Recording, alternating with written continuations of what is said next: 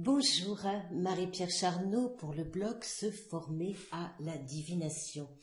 Vous avez été nombreux à me demander en quoi est-ce que le tarot de Marseille contribue à un travail de transformation sur soi. Pour beaucoup, c'est un support de divination, alors qu'à la base, ce n'est absolument pas sa fonction première.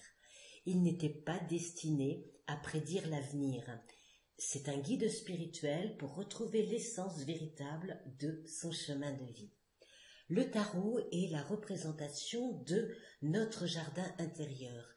Chaque lame a sa propre énergie riche de conseils afin de procéder à un nettoyage en profondeur, libérer certains blocages et ainsi créer un nouvel espace dans notre disque dur.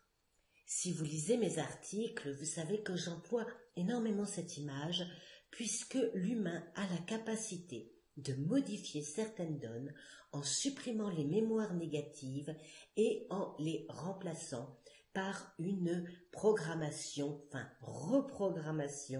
positive.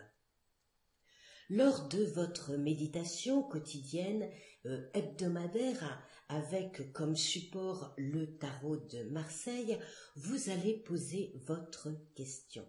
Je vous en suggère plusieurs, à vous de choisir celle qui vous convient le mieux à ce moment-là. Cela peut être comment puis-je avancer concrètement dans ma vie? Que dois-je mettre en place en ce moment? Que dois-je comprendre de cette situation? Quelle attitude dois-je adopter face à ce challenge?